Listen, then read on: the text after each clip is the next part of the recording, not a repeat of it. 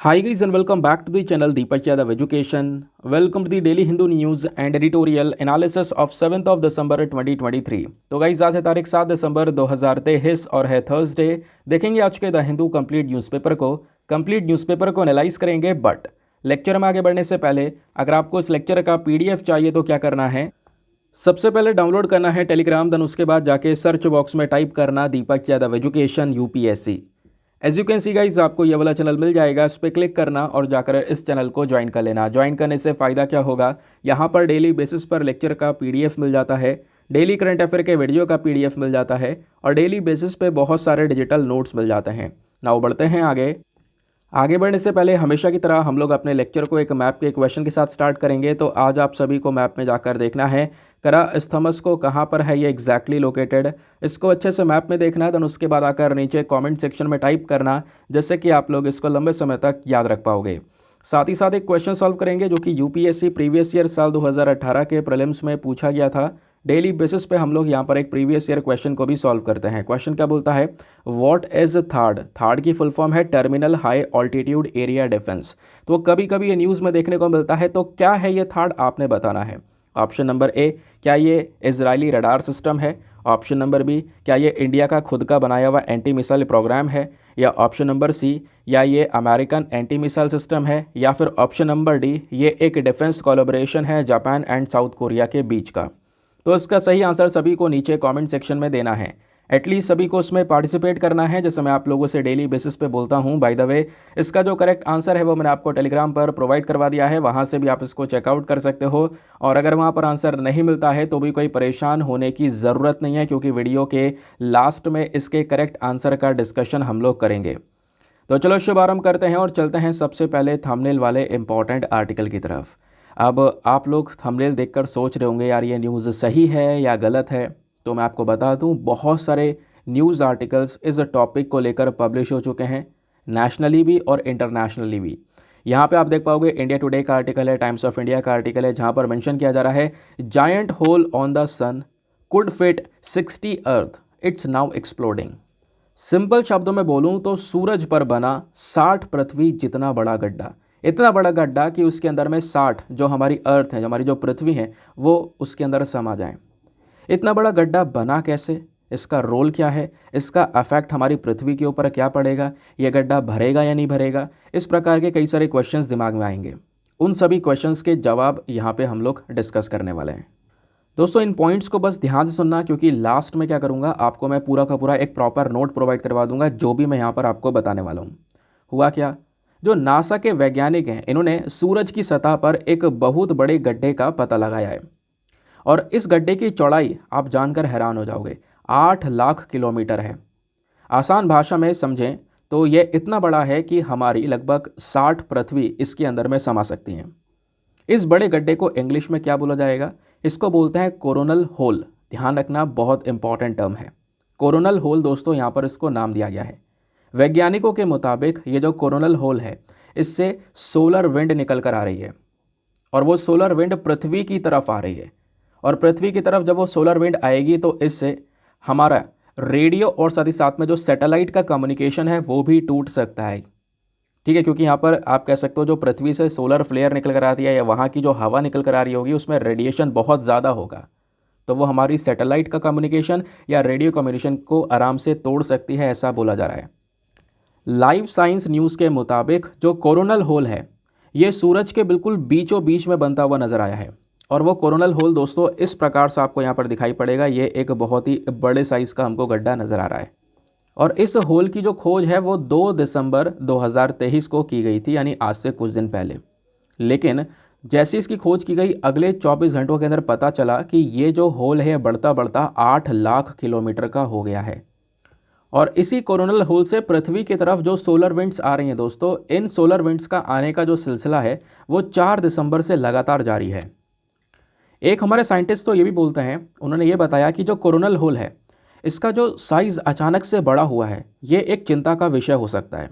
ऐसा इसलिए क्योंकि इससे रेडिएशन निकल रहे हैं, और वो तेज़ रेडिएशन क्या है, वो जो तेज़ रेडिएशन की वेव्स हैं वो हमारी पृथ्वी की तरफ आ रही हैं। इससे पृथ्वी पर जो जीपीएस सिस्टम है, प्लस यहाँ पर आप कह सकते हो कि और भी हमारी टेक्नोलॉजीज़ हैं, उसके ऊपर एक सीधा सीधा इम्पैक्ट पड़ सकता है। हालांकि ये भी कंफर्म किया गया जिससे जैसे मोबाइल नेटवर्क हो गया, इंटरनेट, बिजली, इनके ऊपर कोई इतना असर नहीं पड़ेगा, इसको लेकर कोई ज़्यादा डिटेल्स नहीं है। But GPS, communication, radio system, इनके ऊपर दोस्तों इम्पैक्ट पड़ सकता है। और ये भी बताया जा रहा है कि इस बड़े गड्ढे की वजह से पृथ्वी पर एक जियो मैग्नेटिक स्टॉर्म आ सकता है। वेरी वेरी इंपॉर्टेंट, इसको ध्यान रखना, ठीक है। एक जियो मैग्नेटिक स्टॉर्म जो कि हमारे पृथ्वी के लिए काफ़ी ज़्यादा चिंताजनक हो सकता है। इसको आप जियो मैग्नेटिक तूफान भी कह सकते हो। इस तूफान का सीधा असर पृथ्वी के जो बीच वाला हिस्सा है, केंद्र वाला हिस्सा, क्योंकि आपको पता होगा पृथ्वी पर एक मैग्नेटिक फील्ड है, आपको पता होगा ना, है ना, पृथ्वी पर एक मैग्नेटिक फील्ड हमको देखने को मिलती है। और ये जो मैग्नेटिक फील्ड है ये हमें सूर्य की जो हार्मफुल रेडिएशन है उससे बचाने का काम करती है, समझ गए। लेकिन अगर ये सोलर रेडिएशन आएगा और ये बहुत पावरफुल रेडिएशन होंगे तो इससे सीधा हमारा जो ये आप कह सकते हो कि मतलब जब पावरफुल रेडिएशन आएंगे तो उसको हम बोलते हैं जियो मैग्नेटिक तूफान या जियो मैग्नेटिक स्टॉर्म। और ये आया तो इससे जो हमारे पृथ्वी की आसपास की मैग्नेटिक फील्ड है जो कि हमें सूर्य से प्रोटेक्शन प्रोवाइड करवा रही है, वो मैग्नेटिक फील्ड के ऊपर भी दोस्तों बुरा असर पड़ सकता है। और इस बुरा असर पड़ने की वजह से जो ये दोस्तों सोलर विंड आ रही है उसको फिर ये मैग्नेटिक फील्ड रोक नहीं पाएगी। इससे पृथ्वी पर जो रेडियो ब्लैकआउट है वो हो सकता है, यानी कि जो रेडियो कम्युनिकेशन है वो पूरी तरह से टूट सकता है, ऐसा भी यहाँ पर अनुमान लगाया गया। अब हम सभी के दिमाग में क्वेश्चन ये आएगा कि ये जो गड्ढा है ये हुआ कैसे, इसके पीछे कोई रीज़न तो होगा। तो इसके लिए यहाँ पर एक बॉडी है जिसको बोलते हैं NOAA, ठीक है। इसकी फुल फॉर्म है national oceanic and atmospheric administration. तो दोस्तों इस बॉडी के मुताबिक जो ये कोरोनल होल बनते हैं ये तब बनते हैं जब सूरज को एक ही जगह पर जो थाम के रखने वाली जो मैग्नेटिक फील्ड होती है ना, क्या होता है, सूरज को एक जगह पर रोकने वाली मैग्नेटिक फील्ड है और वो मैग्नेटिक फील्ड अचानक से फट जाती है। और जिस एरिया से मैग्नेटिक फील्ड फटती है दोस्तों उस उतने एरिया में एक गैप हो जाता है और इस गैप वाली जगह पर गहरे रंग का गड्ढा हो जाता है। फिर इससे तेज़ी से रेडिएशन निकलने लगते हैं और इस बार भी कुछ इसी तरीके से हमको ये पूरा प्रोसेस देखने को मिला है। अब एक क्वेश्चन हम सभी के दिमाग में आएगा, ये जो कोरोनल होल है क्या यह हमेशा के लिए गड्ढा हो गया या कितने दिनों तक रहेगा? तो दोस्तों यहाँ पे जो साइंटिस्ट हैं हमारे, फिलहाल तो वो ये नहीं जानते कि ये जो कोरोनल होल है ये सूरज पर कितने समय तक रहने वाला है। पिछली बार क्या हुआ था, पिछली बार यानी कि मार्च के महीने की बात कर रहे हैं, उस समय पर भी कोरोनल होल बना था, वो 27 दिनों तक सूरज पर रहा था, ठीक है। तो यानी कुछ दिनों तक यहाँ पर ये कोरोनल होल टिकते हैं। तो और सिंपल सी बात है, अगर कोरोनल होल लंबे समय तक बना रहेगा तो इसका जो असर है वो भी उतने लंबे समय तक बरकरार रहेगा। आई होप आपको बढ़िया तरीके से यहाँ पे क्लैरिटी मिल चुकी है। दोस्तों ये जितनी बातें मैंने आपको बताई हैं उसको यहाँ पर आप कह सकते हो रिटन फॉर्म में दिया गया है। चाहो तो इसमें से कुछ भी इंपॉर्टेंट पॉइंट्स नोट्स वगैरह करने हैं तो वो सब आप लिख सकते हो, क्योंकि आर्टिकल इतना खास इंपॉर्टेंट नहीं है, आर्टिकल में बस छोटी सी इन्फॉर्मेशन है, उसके पीछे के बैकग्राउंड डेटा ही ये पूरी जान है इसकी। यहीं से क्वेश्चन बनेगा कोरोनल होल्स होते क्या हैं, ये मैंने आपको बताया, यहाँ से सोलर विंड्स निकलती हैं, है ना, स्पेस के अंदर में, ये मैंने आपको समझा दिया डिटेल से। उसके बाद कोरोनल होल कभी कभी कुछ सप्ताह से लेकर महीनों तक यहाँ पर रहता है, ऐसा भी यहाँ पर बोला जा रहा है, ठीक है। फिर कुछ समय बाद ये समाप्त हो जाता है। उसके बाद जियो मैग्नेटिक स्टॉर्म के बारे में बात की, तो जियो मैग्नेटिक स्टॉर्म क्या होता है ये भी आपको यहाँ पर एक्सप्लेन कर दिया गया है। अभी हमने थोड़ी देर पहले ही ये सारी चीज़ें डिस्कस की हैं और ये जानना भी ज़रूरी है दोस्तों। क्यों? क्योंकि यूपीएससी ने 2022 में एक प्रश्न पूछा। जब भी हम आर्टिकल पढ़ते हैं हम कैसे पता लगा सकते हैं, ये बहुत इंपॉर्टेंट है। पहली चीज़, एक तो वो आपके सिलेबस का हिस्सा होना चाहिए, जैसे आप देख पाओगे ये जो टॉपिक है ये आपका GS paper number 3 science and tech का टॉपिक है। दूसरी चीज़, आपको ये भी देख लेना चाहिए क्या कोई क्वेश्चन आया है यहाँ से रिलेटेड यूपीएससी के अंदर में।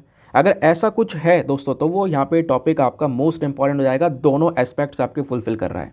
अब आप देखो 2022 में यूपीएससी ने थोड़ा एक क्वेश्चन पूछा, यहाँ पे एक लॉजिक लगा के इसको सॉल्व करना था। क्वेश्चन क्या था, if a major solar storm या सोलर फ्लेयर जिसको बोलते हैं, अगेन सूर्य से निकलने वाली यहाँ पर जो सोलर विंड है उसकी बात कर रहे हैं। तो अगर यहाँ पे पूछा जा रहा है कि जो सोलर फ्लेयर है वो हमारी पृथ्वी तक पहुँच जाए तो कौन कौन सी चीज़ें हैं जिसके ऊपर इफेक्ट पड़ेगा, ये आपसे पूछा गया। नीचे आपको 7 चीज़ें बताई गई हैं, लॉजिक लगाकर आपको बताना है। तो पहली चीज़, क्या इस सोलर फ्लेयर से जीपीएस या नेविगेशन सिस्टम फेल हो सकता है? बिल्कुल हो सकता है, अगर ये पृथ्वी पर पहुंचेगा तो। ये तो जियोमैग्नेटिक स्टॉर्म से भी हो रहा था, ठीक है। दूसरा, क्या सुनामी आ सकती है? नहीं, ऐसा कुछ नहीं है। सुनामी में यहाँ पर इस प्रकार का जो ये स्टॉर्म है या सोलर विंड है इसका कोई ऐसा रोल होता नहीं है सुनामी में, ठीक है। तो यहाँ पर हमारा जो सेकंड वाला है वो सही नहीं है, पहला वाला सही है। तीसरा वाला, जो हमारे पावर ग्रिड्स हैं वो क्या डैमेज हो सकते हैं? हाँ बिल्कुल हो सकते हैं।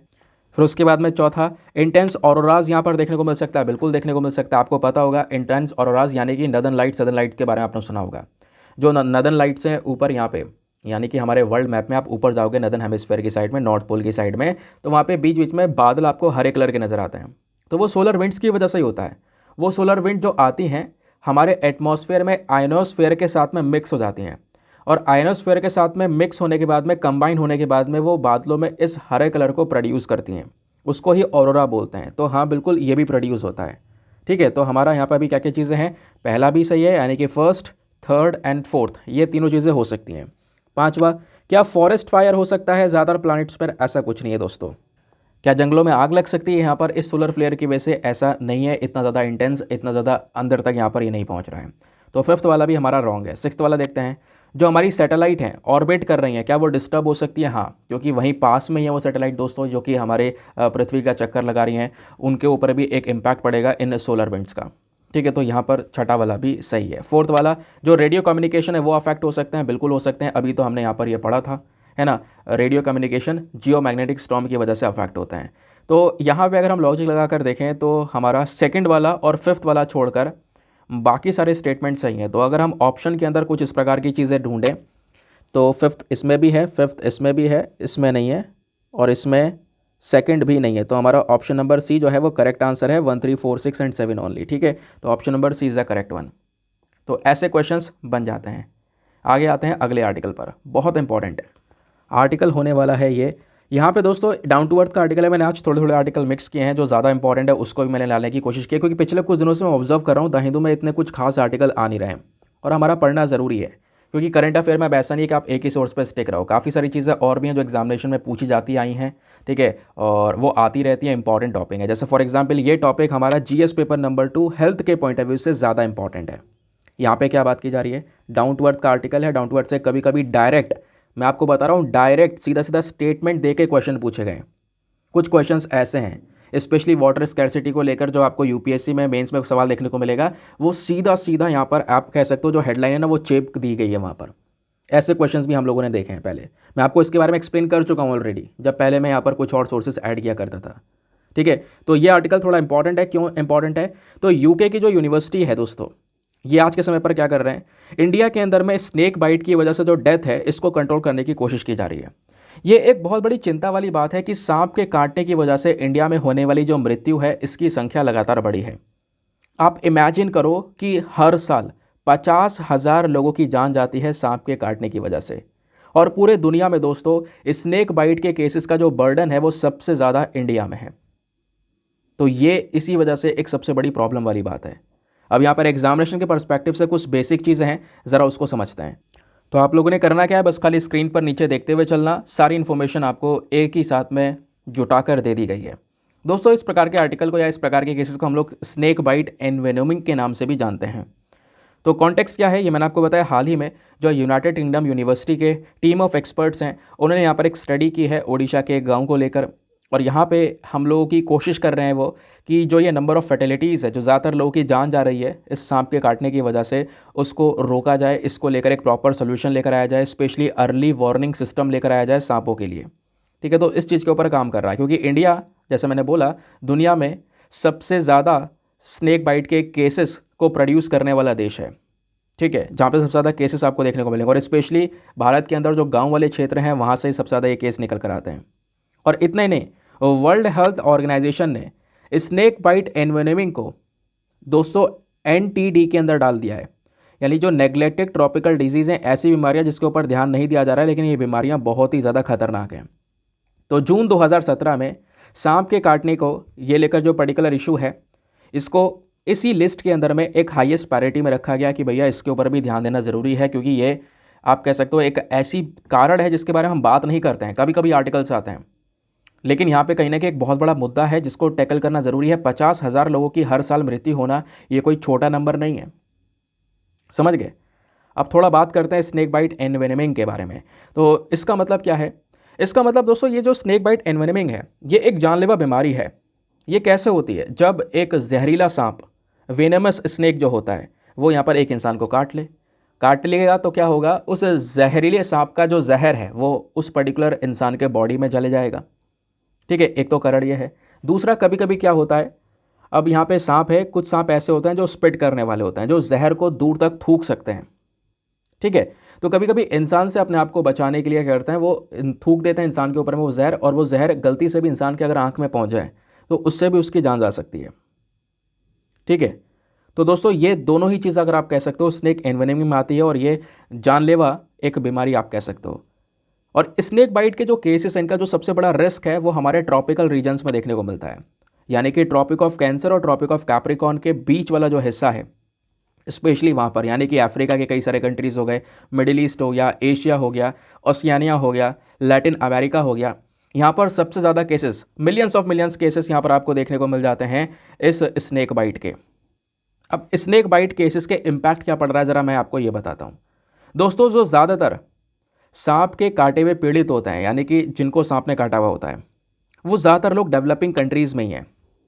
ठीक है, जो कि देश अभी ग्रो कर रहा है, और कहीं ना कहीं यहाँ पर फिर वो व्यक्ति अपने आने वाले समय पर बड़ी बड़ी परेशानियों से गुजरता है। कभी कभी उसे दिखाई देना बंद हो जाता है ना, बॉडी में अलग अलग प्रकार की प्रॉब्लम्स आने लगती है, बॉडी का शेप बिगड़ने लगता है, क्योंकि वो जो सांप का जहर है वो बहुत ही ज़्यादा जो जहरीला है, स्पेशली अगर हम बात करें तो वो हमारे बॉडी को, हमारे ब्रेन को सीधा सीधा इम्पैक्ट करता है।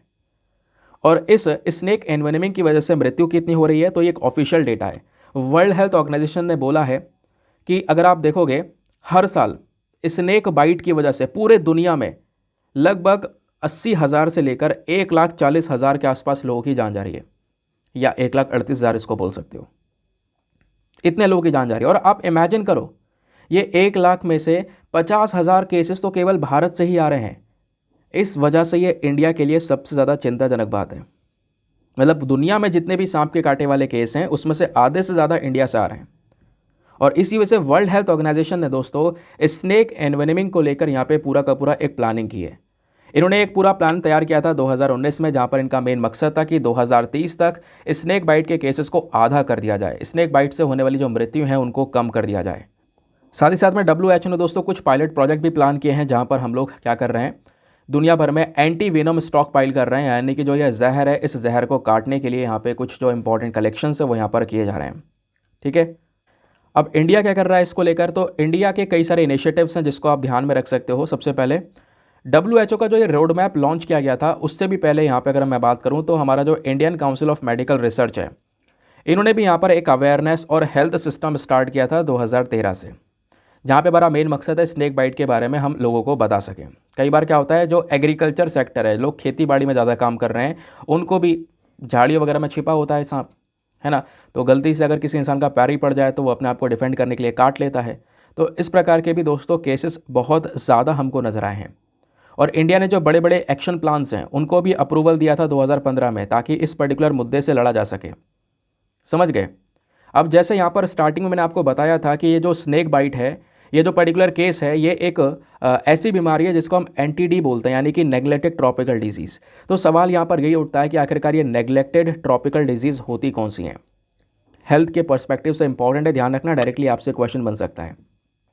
तो नेग्लेक्टेड ट्रॉपिकल डिजीज़ की दोस्तों जब हम बात करते हैं, तो ये वो इन्फेक्शंस हैं जो कि सबसे ज़्यादा ट्रॉपिकल एरियाज़ में देखने को मिलते हैं। अफ्रीका, एशिया और अमेरिका वाले रीजन में, कुछ ऐसे रीजन जो डेवलपिंग रीजन है, जहाँ पर इतनी ज़्यादा ग्रोथ नहीं है, लोग अभी भी यहाँ पर काम कर रहे हैं, लगातार हार्डवर्क कर रहे हैं ताकि उस एरिया को डेवलप्ड बनाया जा सके। तो उस एरिया में सबसे ज़्यादा केसेस यहाँ पे नज़र आ रहे हैं। और दोस्तों यहाँ पे आप कह सकते हो जो केसेस आ रहे हैं ना, इसके पीछे कई सारे रीजंस हैं। Variety of pathogens, virus, bacteria, protozoa, parasitic worms, कई सारे रीजंस आपको यहाँ पर देखने को मिल जाते हैं, जिसकी वजह से इस प्रकार की नेग्लेक्टेड ट्रॉपिकल डिजीज़ फैलती हैं। ठीक है, और इसी में ही, इसी बीमारी में हमने स्नेक एनवेनमिंग वाले केस को भी डाल दिया है। अब यहाँ पर दोस्तों ये सवाल यह है कि इस पर्टिकुलर प्रॉब्लम अगर आप देखोगे, यानी कि जो नेग्लेक्टेड ट्रॉपिकल डिजीज़ हैं, ये वो बीमारियां हैं जिसको लेकर ज़्यादा प्रॉपर रिसर्च वगैरह नहीं की जा रही है, रिसर्च को लेकर फंडिंग नहीं है, प्रॉपर ट्रीटमेंट अवेलेबल नहीं है, जैसे ट्यूबरक्लोसिस, HIV, एड्स, मलेरिया। उससे भी बड़े एग्जाम्पल स्नेक वाइट एनवेनोमेशन हो गया, स्कैबीज, यॉस, ट्रैकोमा, लेशमेनियासिस, चैगास डिजीज़। ये कुछ ऐसी प्रॉब्लम्स हैं जो आपने कभी कभी नाम सुने होंगे, लेकिन ये कभी कभी न्यूज़ में रहते हैं, लेकिन बहुत खतरनाक बीमारियाँ हैं जिनके ऊपर प्रॉपर ध्यान नहीं दिया जा रहा है, प्रॉपर रिसर्च नहीं की जा रही है। उसी पर्टिकुलर केस में इसको भी ऐड किया गया है, और ये बीमारी कहीं ना कहीं लोगों की जान ले रही है दूसरी तरफ। समझ गए। आगे आते हैं नेक्स्ट आर्टिकल पर। ना दोस्तों, आगे बढ़ने से पहले एक इंपॉर्टेंट इन्फॉर्मेशन, अगर आप लोग हमारे पेड ग्रुप्स को ज्वाइन करना चाहते हो तो आपके पास में एक बढ़िया मौका है इसको ज्वाइन करने का। यहाँ पे आपको डेली करंट नोट्स के पीडीएफ वगैरह प्रोवाइड करवाए जाते हैं। फॉर एग्जांपल, जैसे अभी हमने 2 आर्टिकल डिस्कस किए, वो आर्टिकल इतने खास इंपॉर्टेंट नहीं थे, लेकिन उसके पीछे का जो बैकग्राउंड डेटा था जो आपने लिखना है, नोट्स बनाने की काफ़ी लोगों को परेशानी होती है, सर करंट अफेयर के नोट्स कैसे बनाएं, वीडियो में लिखने में टाइम निकल जाता है बहुत ज़्यादा। ठीक है, 1 घंटे का वीडियो होता है, अगर हम देख लें तो 1 घंटे में निपट जाएगा, लेकिन जब लिखने बैठते हैं, नोट्स बनाने बैठते हैं तो 3 घंटे में बदल जाता है, 4 घंटे में बदल जाता है, क्या करें उसके बाद।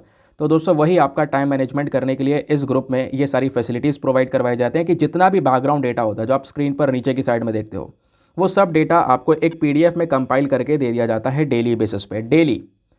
और दोस्तों, वो जो पीडीएफ है हिंदी और इंग्लिश दोनों भाषाओं में होता है, और सबसे अच्छी बात वो प्रिंटेबल फॉर्म है, चाहो तो आप उसका प्रिंट आउट वगैरह भी निकलवा सकते हो, मर्जी आपकी। या तो सीधा डाउनलोड करो, डाउनलोड करके पढ़ लिया, डिलीट कर दो, वो और अच्छा ऑप्शन है, उसमें आपका पैसा ही बचेगा, प्रिंट आउट का मामला खत्म हो जाएगा। क्यों? क्योंकि यहाँ पर ग्रुप में सारा कंटेंट सिक्योर है, सेव है। सिक्योर मतलब डेट वाइज आप किसी भी तारीख का डाउनलोड करो, पढ़ो और डिलीट कर दो, आपको स्टोरेज वगैरह का कोई दिक्कत नहीं है, यार मुझे ये स्टोर करके रखना है, वो स्टोर करके रखना है, कोई प्रॉब्लम नहीं, सब कुछ ग्रुप में अवेलेबल है, तो ये आपको डायरेक्टली हेल्प कर सकता है। और इस ग्रुप को ज्वाइन करने का जो फ़ी पेमेंट है दोस्तों, वो बहुत ही मिनिमम है, just 499 for the lifetime access, हमेशा हमेशा के लिए 499 रुपया। या फिर कह सकते हो जब तक आपका सिलेक्शन ना हो जाए तब तक आप 499 में इस ग्रुप को ज्वाइन करके रख सकते हो। ये एक ऐसा अमाउंट है जो कि यहाँ पे आप इधर उधर खर्च कर देते होंगे, और मैं आपको गारंटी देता हूँ आप जब इसको इन्वेस्ट करोगे और देखोगे ग्रुप के अंदर में, कुछ ही दिनों में लगेगा आपको, हाँ मेरा अमाउंट जो है वो रिकवर हो चुका है। तो ये फैसिलिटीज़ आपको मिल जाती हैं। बाकी इस ग्रुप को ज्वाइन करने के लिए करना क्या है, व्हाट्सएप पर जाना, यहाँ पर आपको एक नंबर दिया गया है 8534873368। इस नंबर पर मैसेज कर देना कि मैं इंटरेस्टेड हूँ या I want to join this group, इस प्रकार का कोई भी मैसेज कर देना। आपको वहाँ पे पेमेंट का प्रोसेस मिलेगा, और पेमेंट के प्रोसेस से ज़्यादा इंपॉर्टेंट डेमो वीडियो का लिंक भी मिलेगा। यहाँ पे आपको डेमो वीडियो भी मिल जाएगा, आप उसको चेक कर सकते हो इस ग्रुप में क्या क्या है एग्जैक्टली, आपको कैसे हेल्प कर सकता है अपने आप को सेटिस्फाई करने के बाद में जाकर ये इन्वेस्टमेंट करना। ठीक है, बाकी दोस्तों एक बात जो मैं हमेशा बोलता हूँ यार, मेक श्योर क्या करो, वीडियो पे जो लाइक का बटन है उसको प्रेस कर दिया करो। एक छोटा सा टारगेट रहता है हमारा डेली बेसिस पे 5000 लाइक्स का, प्लीज़ आप उसको सपोर्ट कर सकते हो। बाकी चाहो तो आप मेरे साथ में इंस्टाग्राम पे भी जुड़ सकते हो, वहाँ पे जाओगे, लिखोगे दीपक यादव एजुकेशन, मेरा प्रोफाइल मिलेगा जहाँ पे ऑलरेडी 14,000 के आसपास लोग जुड़ चुके हैं। आप भी मेरे साथ में पर्सनली जुड़ सकते हो। चलिए अगले आर्टिकल पर आते हैं। आज के हमारे न्यूज़पेपर में एक इंपॉर्टेंट आर्टिकल है जहाँ पे बात की जा रही है गरबा डांस ऑफ गुजरात को यूनेस्को के इंटेंजिबल कल्चरल हेरिटेज लिस्ट के अंदर में रख दिया गया है। तो ये गुजरात का जो ट्रेडिशनल डांस है गरबा, थोड़ा ज़्यादा इंपॉर्टेंट है, क्वेश्चन बनेगा, पहले भी बना है, कैसे बना है वो भी आपको दिखाऊंगा। तो हुआ क्या, वेडनेसडे में यानी कल की बात कर रहे हैं, कल दोस्तों इस डांस को यूनेस्को की इंटेंजिबल कल्चरल हेरिटेज की जो लिस्ट आती है, कौन तैयार करता है उस लिस्ट को, यूनेस्को। यूनेस्को की फुल फॉर्म क्या है, United Nation Educational Scientific Cultural Organisation. तो इन्होंने अपनी इस लिस्ट में ऐड कर लिया इसको। अब इस डांस को और ज़्यादा इंपॉर्टेंस मिलने वाली है। ठीक है, अभी इसके बारे में डिटेल्स और बताऊंगा, पहले थोड़ा गरबा डांस के बारे में बात कर लेते हैं। जब बात करते हैं गरबा डांस की दोस्तों, तो ये जो वर्ड है गरबा, ये कहाँ से आया, ये वर्ड गरबा आया है एक वर्ड गर्भ डीप से, गर्भ मतलब डीप, वहाँ से दोस्तों यहाँ पर ये वर्ड आया है। और ये जो गरबा फॉर्म है दोस्तों, ये बहुत पुरानी फॉर्म है, एक बहुत ही पुरानी फॉर्म, मतलब लॉर्ड कृष्णा के टाइम की फॉर्म आपको यहाँ पर ये देखने को मिलेगा। अब इसके बारे में थोड़ी स्पेसिफिक चीज़ों को डिस्कस करते हैं। सबसे पहले आप यहाँ पर देख पाओगे स्क्रीन पर नीचे की साइड में, गरबा डांस जो है ये आज के समय पर भारत के कई सारे राज्यों में परफॉर्म किया जाता है। जैसे गुजरात के हो गया, गुजरात स्पेशली अगर हम लोग बात करें, वैसे गुजरात से ही मेन डांस है, गुजरात का ही नेटिव डांस है ये। ठीक है, स्पेशली यहाँ पे अक्टूबर में परफॉर्म किया जाता है, माँ दुर्गा को यहाँ पर ये ऑनर करने के लिए दोस्तों यहाँ पर ये जो डांस है इसको परफॉर्म करते हैं। ये जो डांस है इसमें काफ़ी सारे जॉयफुल स्टाइल देखने को मिलेंगे, है ना। लगातार यहाँ पे आप कह सकते हो कि घूमना वगैरह होता है ऐसे डांस के अंदर में। साथ ही साथ में जो ड्रेस होती है वो काफ़ी ज़्यादा कलरफुल ड्रेस आपको देखने को मिलेगी। गरबा डांस के अंदर में गाना और साथ ही साथ में आप कह सकते हो डांस दोनों हैं। म्यूज़िकल इंस्ट्रूमेंट्स प्ले किए जाते हैं, ढोल हो गया, ड्रम हो गया, इनका सबसे ज़्यादा यूज़ किया जाता है। हाथ से तालियां बजाई जाती हैं, सिंबल्स का यूज़ किया जाता है। ठीक है, और उसके बेसिस पर दोस्तों यहाँ पर ये जो डांस है इसको हम लोग यहाँ पे परफॉर्म करते हैं। समझ गए। अब सवाल यहाँ पर यह है कि इस डांस को यूनेस्को की इनटेंजिबल कल्चरल हेरिटेज लिस्ट में ऐड कर दिया गया। इनटेंजिबल क्या होता है दोस्तों, इनटेंजिबल एक ऐसी चीज़ होती है जिसको हम छू नहीं सकते, ठीक है, देख नहीं सकते, फील कर सकते हैं, छू नहीं सकते फिलहाल। तो भारत के ऐसे कई सारे धरोहर हैं, जैसे अब धरोहर में डांस हो गया, गाना हो गया, इवेंट हो गया, फेस्टिवल हो गया, जिसको हम फील कर रहे हैं, छू नहीं सकते, कहने की चीज़ है, वो इंटेंजिबल है। तो इनको यहाँ पर एक वैल्यू देने के लिए एक पर्टिकुलर लिस्ट तैयार करता है यूनेस्को, उसमें इनको ऐड करता है। तो अभी तक भारत के टोटल 15 इंटेंजिबल कल्चरल हेरिटेज हो चुके हैं, ध्यान रखना, टोटल 15 गरबा डांस को मिलाकर। अब आप कहोगे गरबा डांस, हाँ, अभी गरबा डांस लेटेस्टली कल ऐड हो चुका है इस लिस्ट में, और गरबा डांस से पहले 2 साल पहले दुर्गा पूजा को ऐड किया गया था दोस्तों इसी इंटेंजिबल कल्चरल हेरिटेज लिस्ट में। और दुर्गा पूजा से पहले ऑलरेडी 13 ट्रेडिशंस जो है भारत के, उनको ऑलरेडी एक पहचान मिल चुकी है इस इंटेंजिबल कल्चरल हेरिटेज में। तो आपसे क्वेश्चन पूछा जाए इंटेंजिबल कल्चरल हेरिटेज के अंदर में टोटल भारत के कितने धरोहर हैं, 15 हैं, ध्यान रखना। अब बाकी कौन कौन से ज़रा उसको भी देख लेते हैं एक बार। जब अपने पास में लिस्ट है तो उसका यूज़ क्यों ना किया जाए, सिंपल सी बात है। सबसे पहला जो ऐड किया गया था 2008 में ऐड किया गया था, मैं आपको बता दूं ये लिस्ट 2008 से ही शुरू हुई है। तो वैदिक चैंटिंग को यहाँ पर 2008 में ऐड किया गया। देन रामलीला, रामायण का जो एक परफॉर्मेंस है 2008 में, इसको भी यहाँ पर इसी यूनेस्को की इंटेंजिबल कल्चरल हेरिटेज में लिस्ट किया गया, ऐड किया गया। फिर 2008 में यहाँ पर कह सकते हो कोतियातम संस्कृत थिएटर। फिर 2009 में यहाँ पर रमा रिलीजन फेस्टिवल हो गया। 2010 में दोस्तों मुदियत्तू, एक रिचुअल थिएटर डांस ड्रामा है केरला का, इसको ऐड किया गया। 2010 में कलबेलिया फोल्क सॉन्ग और जो डांस है उसको ऐड किया गया राजस्थान का। फिर 2010 में छाऊ डांस। फिर 2012 में जो बुद्धिस्ट चैंटिंग ऑफ लद्दाख, ठीक है। उसके अलावा 2013 के अंदर में आप कह सकते हो Sankirtana, ritual singing, drumming, dancing of Manipur, इसको ऐड किया गया। 2014 के अंदर में ट्रेडिशनल ब्रास, कॉपर क्राफ्ट और utensil making among the Thatheras of Jandiala Guru, ठीक है, इसको 2014 में ऐड किया गया। उसके बाद 2016 में योगा को ऐड किया गया, 2016 में नवरोज़, 2017 में कुंभ मेला, फिर अभी यहाँ पर 2020 में दुर्गा पूजा, देन उसके बाद अभी 2023 में आप देख पाओगे गरबा। तो टोटल 15 इस तरीके से आप कह सकते हो ये हमारे ट्रेडिशंस हैं, ठीक है, जिसको एक पहचान मिली है, जिसको यहाँ पर इंटेंजिबल कल्चरल हेरिटेज लिस्ट में ऐड किया है यूनेस्को ने। अब ये कितना इंपॉर्टेंट हो सकता है दोस्तों, न्यूज़ में है तो आपसे पूछा जा सकता है। यूपीएससी ने 2014 में एक क्वेश्चन पूछा। क्वेश्चन क्या था, कंसीडर द फॉलोइंग पेयर्स। यहाँ पे आपको 3 जोड़े दिए गए हैं। पहला गरबा गुजरात, दूसरा मोहिनीअट्टम ओडिशा, तीसरा यक्षगना कर्नाटका। तो एक तरफ डांस है और दूसरी जगह यहाँ पर इनका प्लेस। ये डांस कहाँ से, यहाँ पर आप कह सकते हो कि करेक्टली मैच कौन सा हो रहा है। तो पहला वाला तो सही है भाई, अभी हमने पढ़ा था गरबा जो है गुजरात का नेटिव डांस है, तो पहला वाला तो ऑप्शन सही है। दूसरा वाला मोहिनीअट्टम ओडिशा के से बिलोंग करता है, ऐसा नहीं है, मोहिनीअट्टम ओडिशा नहीं केरला से बिलोंग करता है। दूसरा वाला हमारा गलत है। तीसरा वाला यक्षगना कर्नाटका से बिलोंग करता है, बिल्कुल सही बात है। तो थर्ड वाला भी सही है। तो 1 और 3 इज़ द करेक्ट आंसर। तो ऑप्शन नंबर सी हमारा हो जाता है सही उत्तर। आई होप आपको यहाँ पर ये बात क्लियर हो चुकी है। इस तरीके से आपने आर्टिकल्स कवर करना है, बैकग्राउंड डेटा कवर करना है। आगे आते हैं, अगला article again down to earth का है। अब देखो इस वाले आर्टिकल की आने वाले समय पर हमारे द हिंदू के अंदर भी बहुत चर्चा होने वाली है, अभी हुई नहीं है लेकिन होने वाली है, ठीक है। एडिटोरियल भी काफ़ी सारे पब्लिश होने वाले हैं। यहाँ पर क्या बात की जा रही है दोस्तों, एनसीआरबी का डेटा रिलीज़ हो चुका है, इसका इंतज़ार होता है सभी लोगों को साल के अंत में। तो अभी आप देख पाओगे दिसंबर आ चुका है, ठीक है। तो अब यानी इस समय पर पूरे 2022 का, यानी 2022 का जो पूरा साल है दोस्तों, पूरे साल 2022 यानी पूरे पिछले साल कितने क्राइम्स हुए हैं, कितने अपराध हुए हैं और कौन से कैटेगरी के अपराध हुए हैं, वो सारा का सारा डेटा दोस्तों एनसीआरबी ने रिलीज़ कर दिया है, ठीक है। अब 2023 का डेटा वो अगले साल रिलीज़ होगा दिसंबर वगैरह के समय पर। क्लियर हो गया। तो ये डेटा क्या बोलता है हमको, ये हम लोग डिस्कस करने वाले हैं। बहुत सारी चीज़ें हैं, साइबर क्राइम के केसेस का स्थिति क्या रही है, जो क्राइम्स ओवरऑल वो कैसी रही हैं, crime against women, crime against children, crime against बुजुर्ग लोग। तो ये पूरा का पूरा आर्टिकल है, पूरी रिपोर्ट आई है। ये हमेशा डिस्कस करना ज़रूरी होता है, मैं आपको बता दूं। बहुत सारे एस्पेक्ट्स मिलेंगे जो आप सीधा सीधा मेंस में यूज़ कर सकते हो। मेंस के लिए बहुत बहुत बहुत इंपॉर्टेंट आर्टिकल है। एक एक करके मैं आपको समझाता हूँ। करना क्या है, हमेशा की तरह स्क्रीन पर नीचे देखते हुए चलो, हर एक चीज़ आपको क्लियर होती हुई चलेगी। तो NCRB crime in India 2022 report. Context ये है कि एनसीआरबी ने हाल ही में दोस्तों अपनी जो सालाना रिपोर्ट आती है क्राइम इन इंडिया की, 2022 की रिपोर्ट जारी कर दी है। तो 2022 की रिपोर्ट में क्या क्या चीज़ें ज़रा हाईलाइट की गई हैं, मैं आपको ये बताता हूँ। सबसे पहले हम ओवरऑल देखें तो जो अपराध है उसका क्या डेटा रहा है, उसका स्टैटिस्टिक्स क्या रहा है दोस्तों। 58 लाख क्राइम्स हुए हैं पिछले साल। कितने, 58 लाख क्राइम्स रजिस्टर करे गए हैं आईपीसी और साथ ही साथ में एसएलएल के तौर पर, लोकल लॉस के तौर पर, आईपीसी के तौर पर 858 लाख क्राइम्स। तो ये जो केसेस का रजिस्ट्रेशन है दोस्तों, ये फिर भी 2021 के कंपैरिजन में कम है।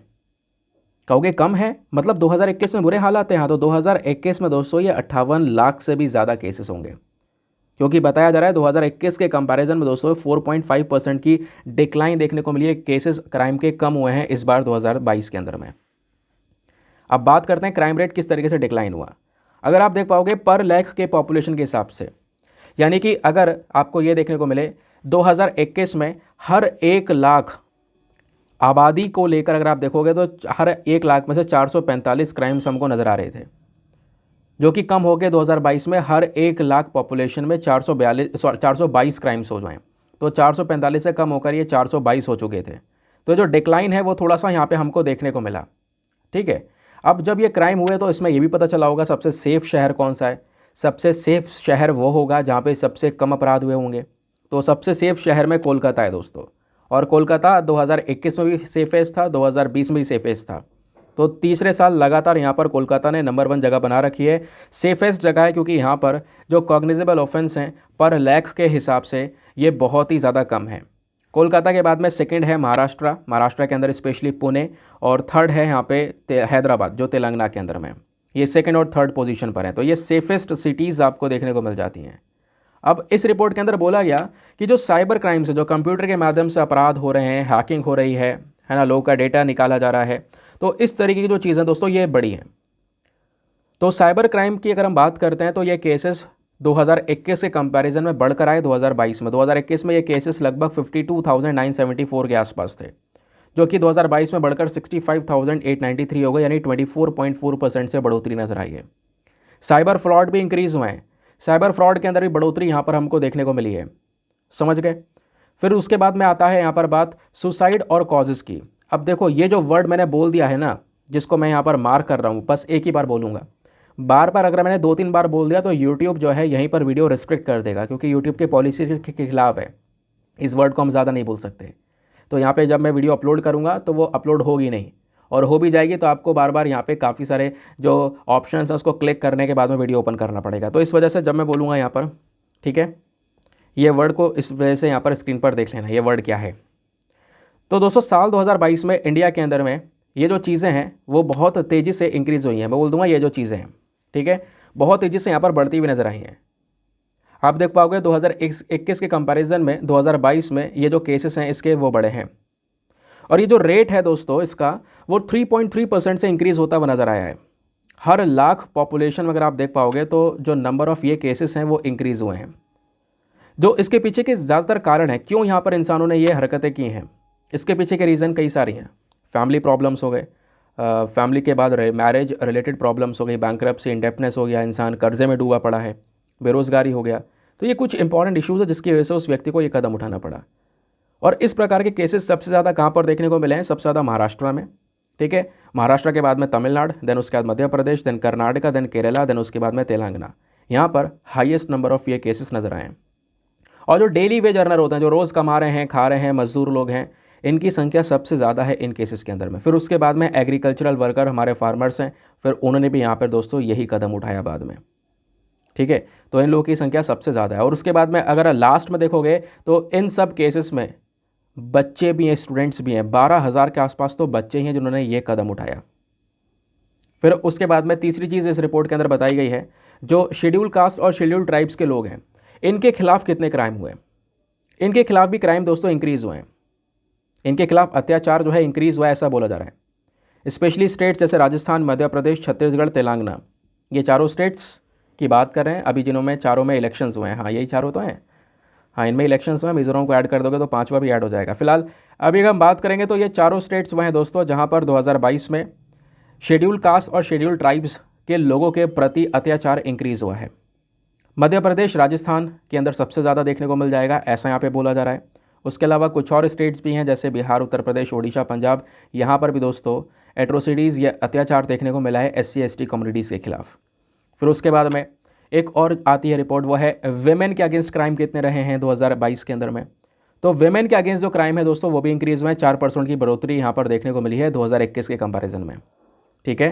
तो वेमेन के अगेंस्ट जो क्राइम है 2022 के अंदर में ये लगभग 4,45,256 के आसपास देखने को मिले हैं। स्पेशली इनमें से जो क्राइम्स हैं वो हस्बैंड जो है, यानी कि महिला का जो पति है, हस्बैंड है, है ना, उसके प्रति यहाँ पे काफ़ी निर्दयता दिखाई गई है। हस्बैंड के परिवार वालों के प्रति यहाँ पे लड़की के ऊपर काफ़ी निर्दयता दिखाई गई है। किडनैपिंग, एजॉल्ट, इस प्रकार के केसेस सबसे ज़्यादा नज़र आए हैं। फिर बात यहाँ पर आई है क्राइम अगेंस्ट चिल्ड्रन की। बच्चों के प्रति क्राइम की बात करेंगे तो ये भी इंक्रीज़ हुए हैं, 8.7% की बढ़ोतरी नज़र आई है। जो ज़्यादातर केसेस है वो किडनैपिंग के यहाँ पर हमको नज़र आए। फिर उसके बाद में 39.7% केसेस तो पोक्सो एक्ट के तहत रजिस्टर करे गए हैं। छोटे बच्चों के साथ जब रेप होता है दोस्तों, तो उनको पोक्सो एक्ट के तहत यहाँ पर देखा जाता है।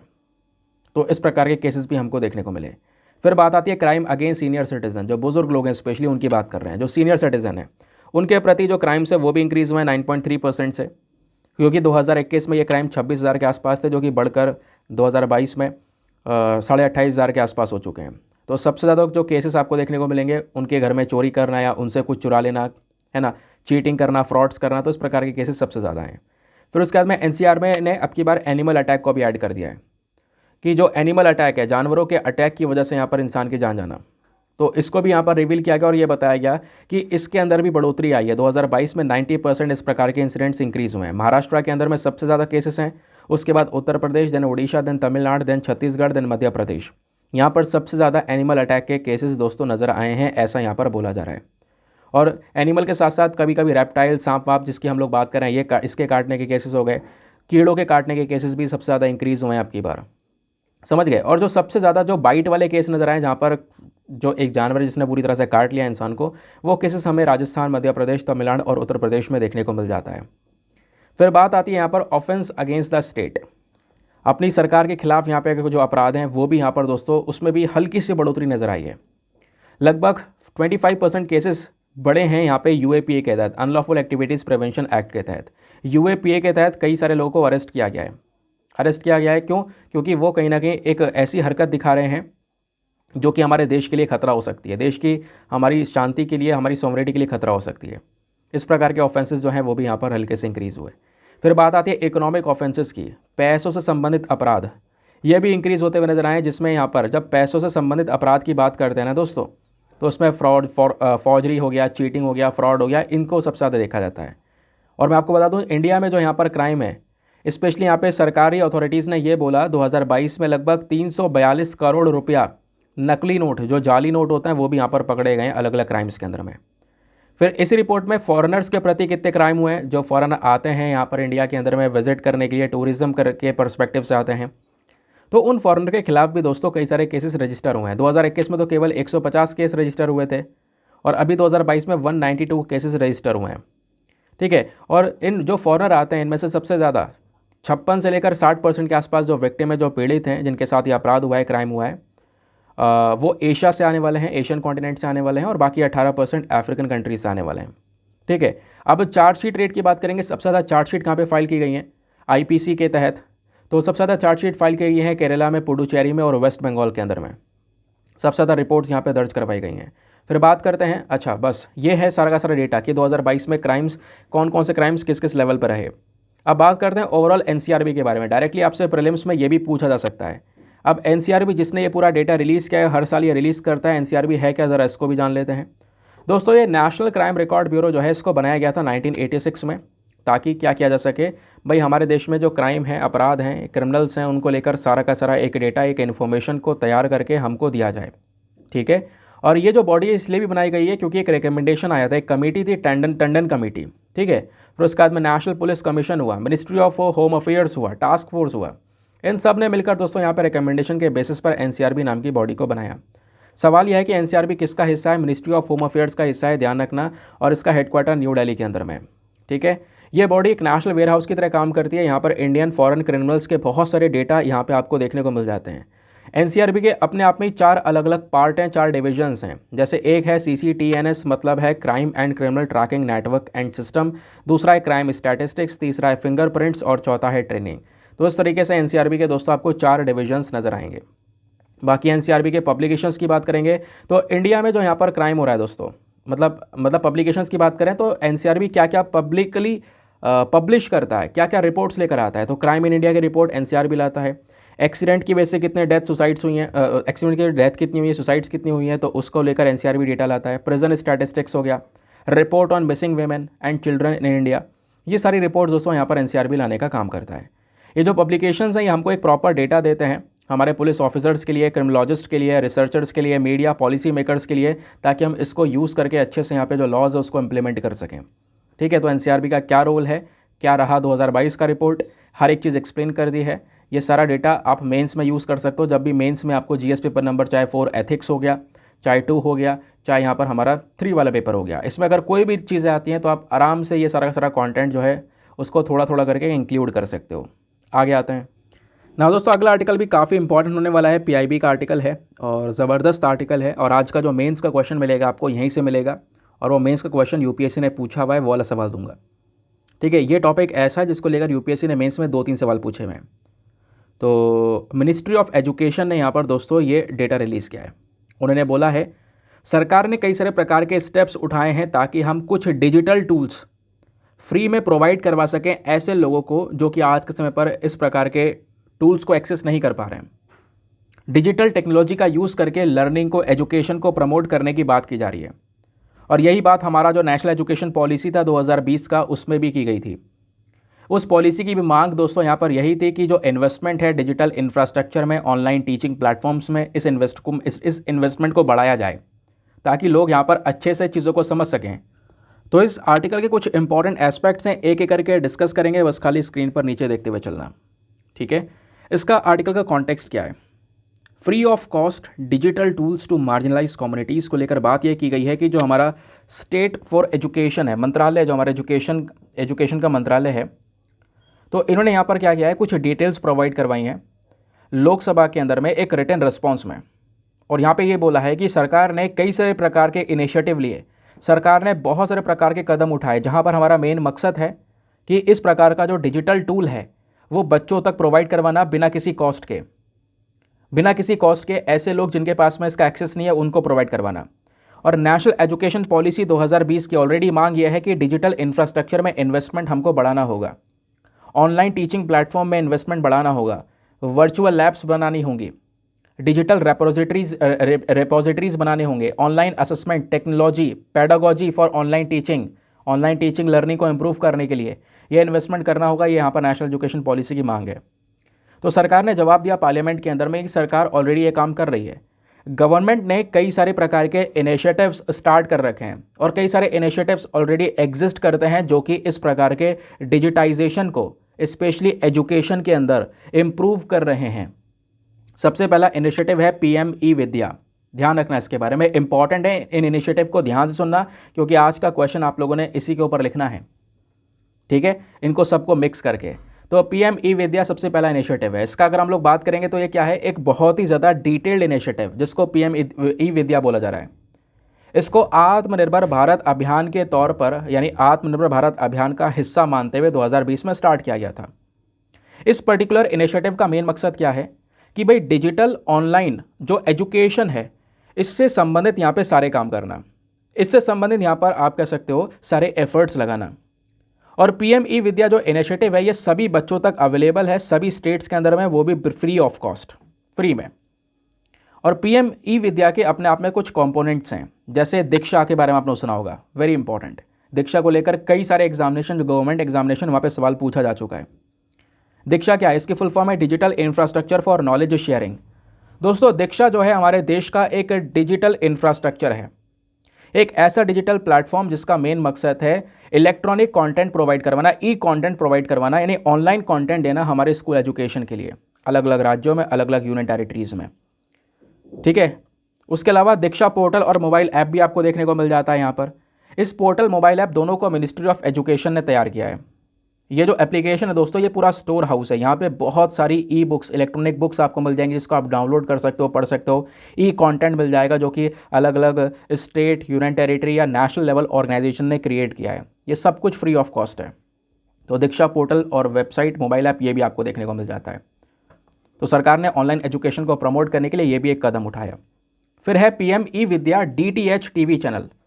तो जो हमारा यूनियन बजट आया है दोस्तों अब की बार का 2022-23 का, तो इसमें हम लोगों ने 12 अलग अलग जो डीटीएच चैनल्स हैं इनको और ज़्यादा एक्सपैंड कर दिया है, अलग अलग 200 पीएम ई विद्या डीटीएच टीवी चैनल्स को लेकर, जहाँ पे हमारा मेन मकसद है कि इन चैनल्स के माध्यम से कुछ एडिशनल एजुकेशन लोगों को प्रोवाइड करवाया जाए। भारत की जो भाषाएं हैं उन भाषाओं में यहाँ पर क्लास फर्स्ट से लेकर 12 तक के बच्चों को एडिशनल चीज़ें प्रोवाइड करवाई जाएँ। इसलिए यहाँ पर ये टीवी चैनल्स के लिए पैसा खर्चा गया, स्टार्ट किया गया। फिर उसके बाद में दोस्तों CBSE पॉडकास्ट शिक्षा वाणी। यहाँ पर अगेन आप कह सकते हो कि हम CBSE जो पॉडकास्ट शिक्षा वाणी है इसको भी यहाँ पर इंकरेज कर रहे हैं आज के समय पर। किस तरीके से हम रेडियो का कम्युनिटी रेडियो का यहाँ पर यूज़ कर सकते हैं, उसके प्रमोशन की यहाँ पर बात की जा रही है। फिर यहाँ पर एक स्टेप आता है डेजी। डेजी की फुल फॉर्म है डिजिटली एक्सेसिबल इंफॉर्मेशन सिस्टम। तो ये भी दोस्तों एक स्पेशल कंटेंट है, अगेन ऑनलाइन कंटेंट, स्पेशली उन बच्चों के लिए जो देख नहीं पाते या जो सुन नहीं पाते। समझ गए?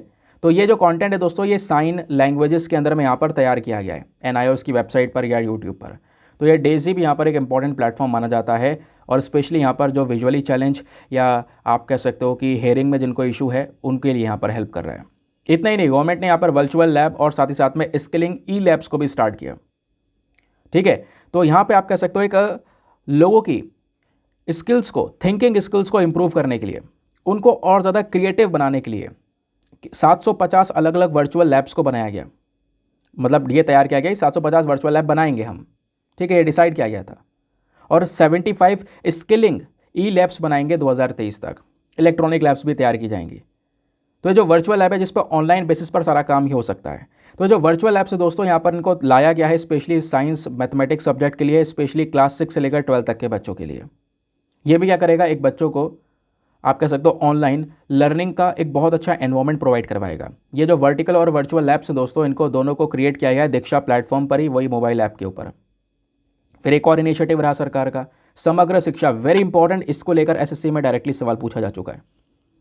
समग्र शिक्षा जिसको हम आप कह सकते हो ये ना एक डिजिटल इनिशिएटिव है। ठीक है, ये हमारी एक सेंट्रली स्पॉन्सर्ड स्कीम का ही मतलब, तो जो डिजिटल इनिशिएटिव है हमारे सेंट्रली स्पॉन्सर्ड स्कीम का, जहाँ पर केंद्र सरकार राज्य सरकार मिलकर काम कर रही हैं।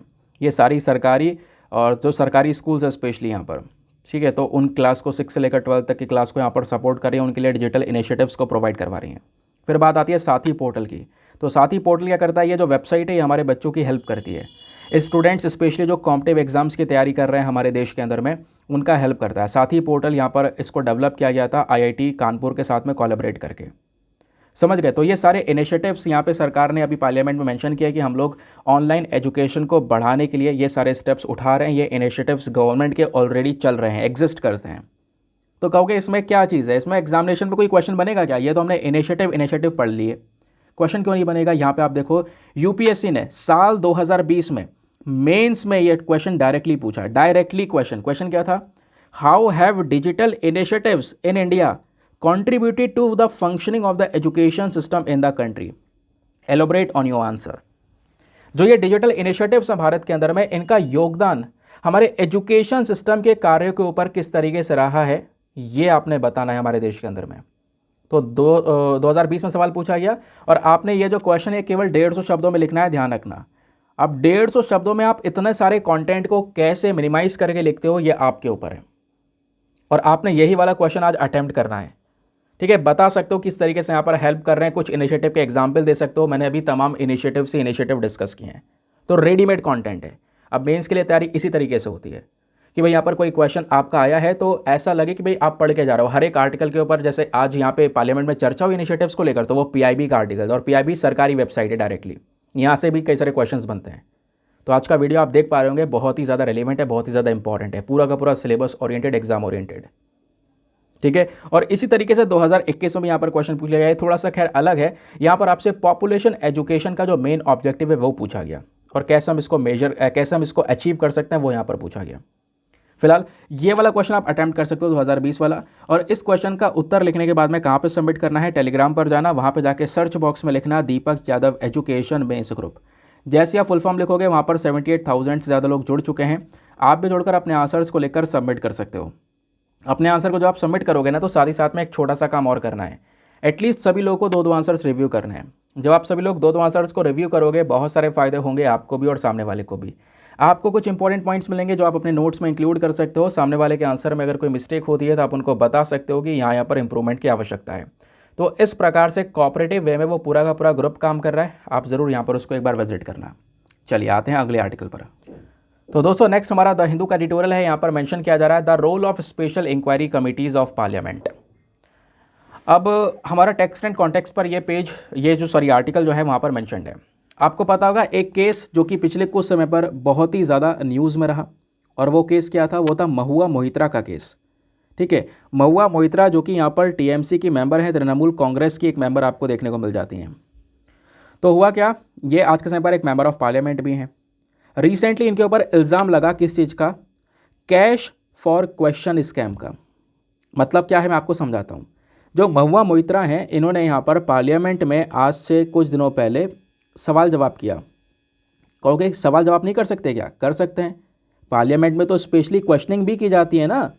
पार्लियामेंट में 1 घंटा स्टार्टिंग का जो होता है वो क्वेश्चन आवर ही होता है। भाई सवाल जिसको पूछना है, जो पूछना है पूछो। तो इनका सवाल करना इतना गलत क्यों हुआ कि इनकी सदस्यता भी जा सकती है दोस्तों? तो ऐसा क्या मैटर हुआ? तो हुआ क्या कि इन्होंने जो सवाल पूछा वो पूछने का तरीका गलत था। तरीका क्या? इन्होंने एक गलत चीज़ यहाँ पर पूछती हुई नजर आई। हुआ क्या, महुआ मोहित्रा पे इल्ज़ाम यहाँ पर यह है कि इनका एक बहुत बड़ा कनेक्शन बहुत बड़े बिजनेसमैन के साथ में है, और वो बिजनेसमैन ने, आप कह सकते हो कि इनको बहुत सारे अलग अलग प्रकार के गिफ्ट्स वगैरह बहुत अमाउंट प्रोवाइड करवा रखा है, ऐसा बताया जा रहा है। और उसी बिजनेसमैन को फ़ायदा पहुंचाने के लिए महुआ मोहित्रा ने पार्लियामेंट के अंदर में कुछ सवाल पूछे, और वो सवाल बेसिकली यहाँ पर जो कि अडानी को अफेक्ट कर सकते थे। यानी एक बिजनेसमैन को गिराकर दूसरे बिजनेसमैन के फेवर में इस तरीके से यहाँ पर जो क्वेश्चनिंग है वो की गई। तो ये पूरा का पूरा प्लान था, जिसमें यहाँ पर बोला जा रहा है पैसे लेके क्वेश्चन पूछे गए। तो यही दोस्तों यहाँ पर पूरा का पूरा गेम हो गया, और यहाँ पे महुआ मोहित्रा इस जाल में फंसी जो इनके ऊपर इल्ज़ाम लगे। महुआ मोहित्रा को एथिक्स कमेटी के सामने भेज दिया गया।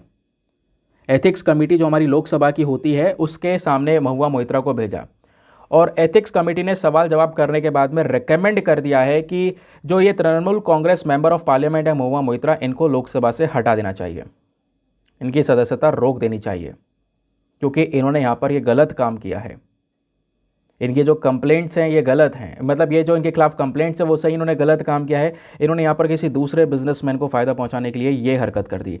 इतना ही नहीं, हमारे लोकसभा के अंदर जब मेंबर ऑफ पार्लियामेंट बैठते हैं तो उनको अपनी आईडी वगैरह डालनी होती है। आजकल कंप्यूटर का सिस्टम चल रहा है, तो जो लॉग इन क्रेडेंशियल्स होते हैं, जो इंपॉर्टेंट इन्फॉर्मेशन होती है, वो भी उस बिजनेसमैन के साथ में शेयर करी है। ये इल्ज़ाम भी इनके ऊपर लगे हैं। तो इस यहाँ पर दोस्तों अनएथिकल कंडक्ट की वजह से इनको, आप कह सकते हो, हटाना चाहिए। इस प्रकार की मांग एथिक्स कमेटी की है। तो वही समझाया गया कि यहाँ पर एथिक्स कमेटी क्या होती है और प्रिविलेजेस कमेटी क्या होती है, क्या इसका रोल रहा है, और क्या एक व्यक्ति की यहाँ पर सदस्यता खत्म करना ये कॉन्स्टिट्यूशनल है, संवैधानिक है या नहीं है, ज़रा ये भी हम लोग डिस्कस करेंगे। थोड़ा इंपॉर्टेंट आर्टिकल है। सबसे पहले तो दोस्तों आपने यहाँ पर स्क्रीन पर नीचे देखना है। पहले हम समझेंगे अपने एथिक्स कमेटी के बारे में, आखिरकार एथिक्स कमेटी क्या है और उसका इंपॉर्टेंट रोल क्या है। तो हाल ही में लोकसभा के जो स्पीकर हैं उन्होंने ये जो केस है महुआ मोहित्रा का, ये लोकसभा की एथिक्स कमेटी को दे दिया था। अब एथिक्स कमेटी ने क्या अपनी राय दी है वो मैंने आपको बता दिया। अब पहले जानते हैं एथिक्स कमेटी पार्लियामेंट में होती है। दोस्तों पार्लियामेंट में हमारे लोकसभा और राज्यसभा दोनों में ही यहाँ पर इस प्रकार की कमेटी होती है। ठीक है, अब यहाँ पे बोला जाता है कि हमारे दोनों हाउसेस के पास में अपनी खुद की एथिक्स कमेटी है।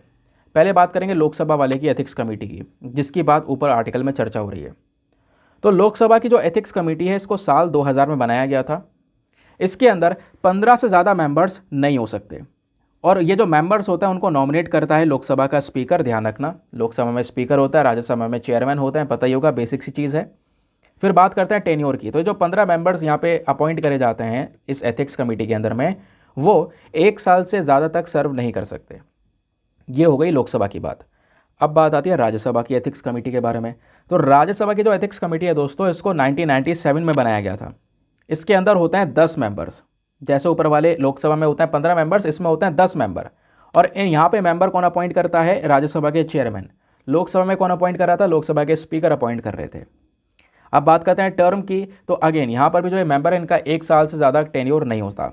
ठीक है, अब बात करते हैं फंक्शन की। एथिक्स कमेटी का मेन काम क्या है? इनका मेन फंक्शन यहाँ पर यह है कि जो मेंबर ऑफ पार्लियामेंट है उनका एथिकल कंडक्ट देखना है, उसको चेक करना है, वो सही कर रहे हैं गलत कर रहे हैं, और अगर कोई मिसकंडक्ट किया, उन्होंने गलत काम किया है, तो उस पर्टिकुलर केस को यहाँ पर हैंडल करना, उसको देखना।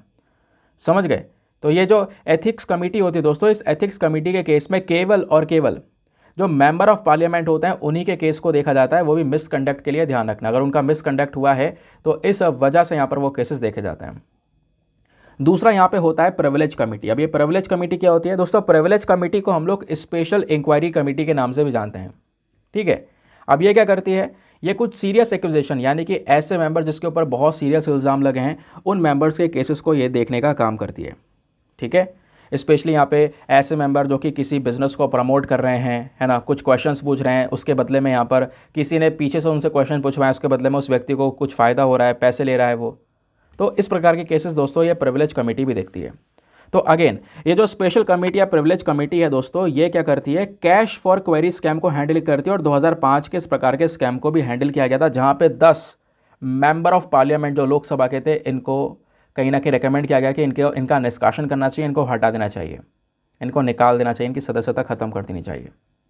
अब सवाल यहाँ पर यह है, किसी का निष्कासन करना क्या ये कॉन्स्टिट्यूशनल संवैधानिक है? तो हमारा संविधान जो आर्टिकल 110 है, 110 के अंदर में अगर आप देखोगे तो यहाँ पर बोला जा रहा है कि अगर मेंबर ऑफ पार्लियामेंट जो है उसकी अगर उसको हटाना है तो उसमें एक तो वो खुद रेजिग्नेशन दे सकता है, या उसको डिस्क्वालीफाई किया जा सकता है, या वो अगर लगातार 60 सिटिंग से एब्सेंट होता चला जा रहा है हमारे हाउस के अंदर में, तब भी उसकी सदस्यता जा सकती है। इसके अलावा एक्सपल्शन जो है उसका निष्कासित कर देना, निकाल देना, ऐसा कुछ भी मेंशन नहीं किया गया है हमारे कॉन्स्टिट्यूशन में। लेकिन यहीं पर ध्यान रखना, सुप्रीम कोर्ट का एक केस था, एक जजमेंट था, और उस केस को हम बोलते हैं राजा रामपाल वर्सेस ऑनरेबल स्पीकर, 2007 का केस था। और इस केस में दोस्तों यहाँ पे सुप्रीम कोर्ट ने पार्लियामेंट की पावर को सपोर्ट किया और बोला बिल्कुल पार्लियामेंट के पास में ये पावर है कि वो यहाँ पर क्या कर सकते हैं, एक पर्सन को ये एक्सपल कर सकते हैं, इसको यहाँ पर निष्कासित कर सकते हैं आर्टिकल 110 के तहत। तो एक प्रकार के ऑर्डर के अंदर में दोस्तों ये बात मेंशन कर दी गई थी। आई होप आपको ये क्लैरिटी मिल चुकी है।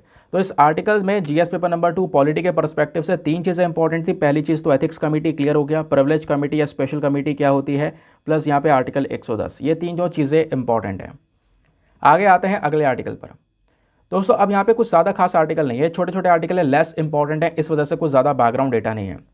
ज़रा एक एक करके डिस्कस कर लेते हैं। यहाँ पर सबसे पहले इस वाले आर्टिकल की बात करेंगे, पेज नंबर 1 पर ही मैंशनड है। तो लोकसभा ने यहाँ पे अभी एक बिल पास किया है, ठीक है, Jammu and Kashmir reorganisation amendment bill.